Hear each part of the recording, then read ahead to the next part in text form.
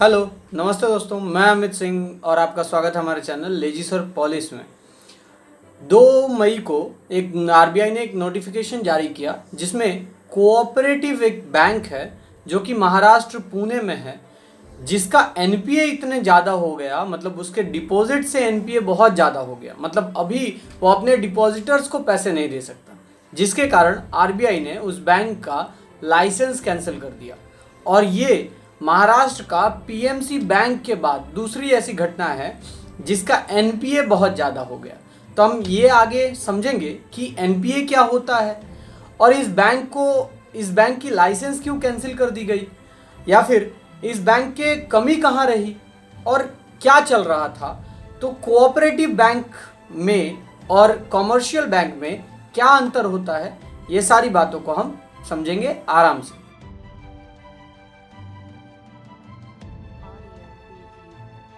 अच्छा, अब बात करते हैं, जैसे हमें मार्केट में 2 टाइप के बैंक दिखते हैं, मतलब एक्चुअली 3 टाइप के बैंक दिखते हैं। एक जो पब्लिक बैंक है, एक कॉमर्शियल बैंक और एक कोऑपरेटिव। तो पब्लिक बैंक की बात नहीं करते हैं यहाँ। पब्लिक बैंक मतलब स्टेट बैंक ऑफ इंडिया, ऐसा जो गवर्नमेंट चलाती है, पब्लिक सेक्टर की बैंक। लेकिन कॉमर्शियल बैंक प्रॉफिट मोटिव होता है, जैसे एचडीएफसी, आईसीआईसीआई, कोटक महिंद्रा, ये सब कॉमर्शियल बैंक है। इनका मोटिव होता है प्रॉफिट निकालना, इनका मोटिव होता है प्रॉफिट निकालना। उसी के समानांतर कोऑपरेटिव बैंक्स भी चलते हैं। कोऑपरेटिव बैंक अपने नाम से ही जाहिर है कि वो कोऑपरेट करने के लिए, एक दूसरे को प्रमोट करने के लिए, और ज़्यादातर ये रूरल क्षेत्र में, मतलब गांव के क्षेत्र में ही होते हैं। लगभग गांव के क्षेत्र में 96,000 के आसपास ऐसे बैंक्स हैं जो कोऑपरेटिव काम करते हैं, और अर्बन इलाकों में, मतलब शहरों में, लगभग 1,500 के करीब ऐसे बैंक्स हैं जो कोऑपरेटिव बैंक्स के अनुसार काम करते हैं। तो कोऑपरेटिव बैंक्स कैसे काम करता है? ये बैंकिंग रेगुलेशन एक्ट 1949 के अंदर पूरी तरह से रेगुलेटेड नहीं होता है। इसके लाइसेंस का काम आरबीआई देखता है, लेकिन इसकी मशीनरी का काम, मतलब यहाँ पे बोर्ड ऑफ डायरेक्टर्स कौन होगा, सीईओ कौन बैठेगा, ये सारे जो काम होते हैं, जो बैंक का मैनेजर कौन होगा, ये सब स्टेट मशीनरी देखती है, मतलब स्टेट गवर्नमेंट देखती है। मतलब कहीं ना कहीं पॉलिटिकल इन्फ्लुएंस रहता है। और आरबीआई एक ऑटोनोमस बॉडी है। तो आरबीआई क्या करता है? आरबीआई एक लाइसेंस दे देता है, बढ़िया सी बात है। तो अभी जो स्कैम, मतलब जो एनपीए बहुत ज़्यादा हो गया है या जिसकी लाइसेंस कैंसिल कर दी गई है, उस बैंक का नाम है सीकेपी कोऑपरेटिव लिमिटेड। ये कहाँ पे है? पुणे, महाराष्ट्र में। 2 तारीख को आरबीआई ने एक नोटिफिकेशन, प्रेस नोटिस जारी करके ये कैंसिल किया इनका लाइसेंस, और इनको बहुत समय तक टाइम दिया और बहुत सारे गाइडलाइंस आरबीआई ने दिया था, जो कि हम आगे समझेंगे। अभी सीकेपी, ये जो कोऑपरेटिव बैंक है, ये बना कब था? ये बहुत पुरानी बैंक है, 1915 में बनी थी। और आप देखें इसकी डिपॉजिट कितने हैं? 485.56 करोड़। लोन कितना है? 161.17 करोड़। शेयर कैपिटल है 62.50 करोड़। ये थोड़ी छोटी स्केल पे कंपनी, मतलब बैंक है, सॉरी, ये थोड़ी छोटे स्केल पे बैंक है। जो पीएमसी था वो थोड़ा लार्जर था, उसका 12,000 करोड़ का तो सिर्फ डिपॉजिट था। इसका डिपॉजिट 485 करोड़ का है। मतलब समझ सकते हैं कि ये बहुत बड़ा बैंक नहीं है। अच्छा, अभी प्रॉब्लम कहाँ आई? प्रॉब्लम ये हुई कि इनके पास जितना डिपॉजिट था, जितना पैसे थे, इन्होंने सबको लोन दिया, और लोन के तरफ में, मतलब एनपीए, नॉन परफॉर्मिंग एसेट, जो इनका हो गया है, वो लगभग 96.8%, मतलब बैंक का जितना पैसा था कोऑपरेटिव बैंक का, ये सब कुछ लोन दे दिया गया है। अब ये क्यों दे दिया गया है? पॉलिटिकल इन्फ्लुएंस में दे दिया गया है या कैसे दे दिया गया है, ये आरबीआई जांच में बताएगी कि आखिर कब दिया, क्यों दिया, और इसकी कितनी हद तक रिकवरी की जा सकती है।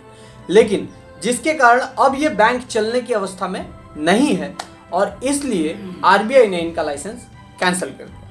अब बात करते हैं कि आखिर एक कॉमर्शियल बैंक और एक कोऑपरेटिव बैंक में डिफरेंस क्या है। कॉमर्शियल जो बैंक होता है उसको directly reserve bank of India चलाता है, लेकिन जो कोऑपरेटिव बैंक्स होते हैं उनको स्टेट गवर्नमेंट चलाता है। स्टेट गवर्नमेंट रेगुलराइज करती है। तो जनता क्या इतनी बेवकूफ़ है जो अपना पैसा कॉमर्शियल बैंक में ना रख के कोऑपरेटिव बैंक्स में रखती है? नहीं, जनता बेवकूफ़ नहीं है। कॉमर्शियल बैंक अगर मान ले 4% रुपीज़ इंटरेस्ट दे रहा है तो जो कोऑपरेटिव बैंक्स होते हैं वो 4.5% इंटरेस्ट देते हैं। तो ऑब्वियसली हर किसी के मन में थोड़ी लालच होती है 0.5% का। तो 0.5% के लिए जो लोग अर्बन इलाकों में रहते हैं, मतलब शहरों में रहते हैं, जैसे ट्रेड यूनियन वाले, जैसे एग्रीकल्चर वाले, इंडस्ट्री वाले, ये लोग अपना छोटा मोटा पैसा उसमें जमा करते हैं ताकि थोड़ा उनकी पैसे आए समय के साथ। लेकिन जो मैनेजिंग अथॉरिटी होती है, जो स्टेट रेगुलेटेड होती है, इसके अंदर क्या गॉटअप केस होता है ये जनता को पता नहीं चल पाता, और किसको लोन दिया जाता है, उसके बदले क्या एसेट लिए जाते हैं, ये भी जनता को नहीं पता चलता है। अच्छा, अब जो कॉमर्शियल बैंक होता है उसको चलाता है बैंकिंग रेगुलेशन एक्ट 1949। इसके तहत ही सारे बैंक चलाए जाते हैं। मतलब इसमें सब कुछ लिखा हुआ है कि अगर एक बैंक को चलाना है तो कितना उसका शेयर कैपिटल होना चाहिए, और एवरीथिंग, एवरी प्रोसीजर। और कोऑपरेटिव बैंक्स को चलाने के लिए कोऑपरेटिव सोसाइटीज एक्ट है 1965। तो कोऑपरेटिव सोसाइटी बैंक एक्ट के अनुसार इसका मैनेजमेंट स्टेट गवर्नमेंट को दे दिया जाता है, और बैंकिंग रेगुलेशन एक्ट के अनुसार इसका लाइसेंस का काम आरबीआई को दे दिया जाता है। इसलिए आरबीआई के पास पावर है कि उसने इस बैंक का लाइसेंस कैंसिल कर दिया। अब इस बैंक के पास 30 दिन का मौका है, अगर ये चाहे तो किसी मिनिस्ट्री के पास, मतलब फाइनेंस मिनिस्ट्री के पास अपील कर सकता है कि ये जो लाइसेंस है इसको कैंसिल किया जाए, मतलब इररेशनल ऑर्डर जो पास किया गया है इसको काट दिया जाए। लेकिन आरबीआई के गाइडलाइंस और आरबीआई की वेबसाइट ये दिखाती है कि बहुत बार आरबीआई ने इनको नोटिस जारी किया था, रिवाइवल भी किया था इनके लाइसेंस को, लेकिन आरबीआई के जो क्वेरीज थे कि एनपीए तुम्हारा रिकवर हो रहा है या नहीं, उसको न बता पाने के कारण आरबीआई फाइनली, जैसे 30 अप्रैल को जो एंडिंग ईयर खत्म हुआ उसके बाद ही 2 मई को प्रेस रिलीज के माध्यम से इनका लाइसेंस कैंसिल कर दिया। अब देखते हैं आखिर जो प्रेस नोटिस आरबीआई ने जारी किया उसमें क्या क्या बातें लिखी। देखें, आरबीआई ने लिखा, financial position of the bank is highly adverse and unsustainable. मतलब जो भी फाइनेंशियल पोजीशन है बैंक की वो बहुत खराब है और एकदम दयनीय है, जब तब बिगड़ सकती है। There is no concrete plan और proposal for merger with another bank. इनके पास कोई प्लान नहीं है कि दूसरे बैंकों के साथ इनका मर्जर किया जा सके, मतलब किसी तरीके से बैंक के डिपॉजिटर्स को पैसा मिल सके। जैसे अगर मान ले 96% पैसे जो है वो लोन में दे दिए गए हैं तो उसका रिकवरी हो नहीं पा रहा है, तो अपने डिपॉजिटर्स को कैसे देंगे? तो इनके पास कोई प्लान नहीं है, आरबीआई ने पहला ग्राउंड बताया। Second, not satisfying the requirement of minimum capital and reserve. मतलब एक बैंक के पास जितना पैसा मौजूद होना चाहिए, जितना कैपिटल रिजर्व मौजूद होना चाहिए, उतना नहीं है। जिसके बाद मतलब ये बैंकिंग रेगुलेशन एक्ट मना कर रहा है कि अगर किसी के पास कैपिटल रिजर्व इतना नहीं है तो उसको स्टॉप किया जाए।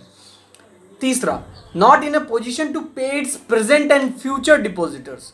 प्रेजेंट एंड फ्यूचर डिपॉजिटर्स का मतलब होता है जो अभी डिपॉजिटर्स हैं उनके भी पैसे बैंक नहीं दे पा रहा है, और जो फ्यूचर में मतलब अभी जमा करें उनको भी फ्यूचर में नहीं दे पाएगा।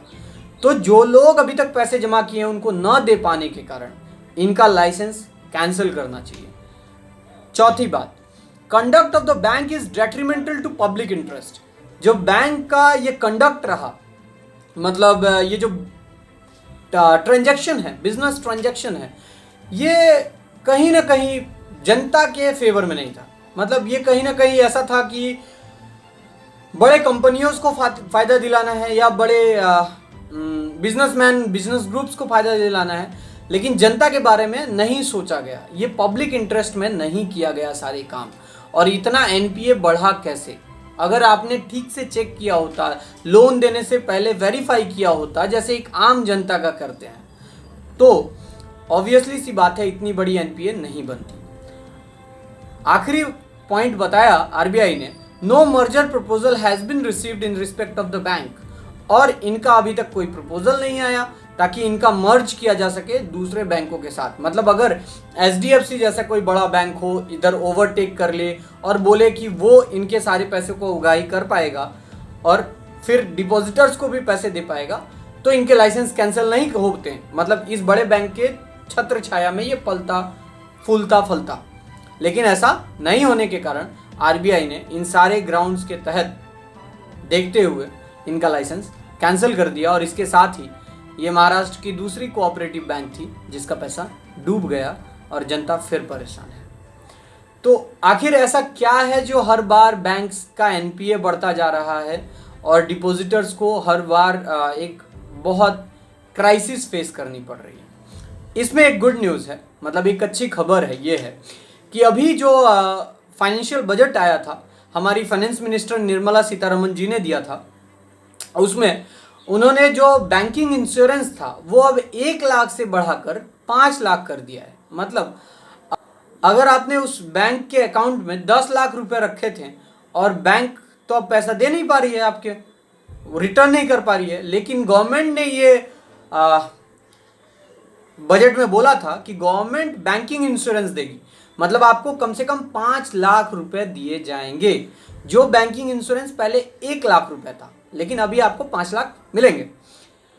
अब आप सोचेंगे कि 5 लाख बाकी के क्या होंगे? तो बाकी के पैसे भी आपको मिलेंगे जब उसके एसेट्स बेच दिए जाएंगे। जैसे इसी रेजोल्यूशन में ऊपर पैराग्राफ में देखें, लिखा गया है कि एक लिक्विडेटर अपॉइंट होगा। लिक्विडेटर क्या करेगा? जितनी भी कंपनीज के एसेट्स हैं उनको जमा करेगा, मतलब संपत्ति, कितना अभी पैसा बचा हुआ है, कितनी की प्रॉपर्टी है, इन सबको जोड़ेगा, सबको बेचेगा, है ना, कोर्ट के तरह, मतलब जो ऑर्डर कोर्ट का होगा उसके ध्यान में रख के, या आरबीआई जैसा कहेगा वैसा। तो जब बेचेगा तब जो पैसे आएंगे उससे आपको पैसे दिए जाएंगे। तो पैसा नहीं मिलेगा ऐसा नहीं है, लेकिन अभी आपको 5 लाख का बैंकिंग इंश्योरेंस, 5 लाख का बैंकिंग इंश्योरेंस गवर्नमेंट ने फाइनेंशियल बजट में तय किया था। यहाँ पर आरबीआई को थोड़े और सख्त कदम उठाने चाहिए और इन कोऑपरेटिव बैंक्स को और अच्छे से रेगुलेट करना चाहिए, कोई ऑटोनोमस बॉडी के जरिए। मतलब आरबीआई डायरेक्ट कंट्रोल ना कर पाता है, इसके कारण इनके एनपीए इतने ज़्यादा हो जाते हैं। तो किसी ना किसी और ऑटोनोमस बॉडी जो सब्सिडियरी हो आरबीआई के अंदर, वही इनको प्रोटेक्ट और इनके ट्रांजैक्शन को देखने का काम करे, तो जरूर पब्लिक इंटरेस्ट में लोगों का पैसा बचता रहेगा। धन्यवाद। अगर हमारा वीडियो अच्छा लगे तो लाइक करें, शेयर करें और सब्सक्राइब करें हमारे चैनल। Thank you.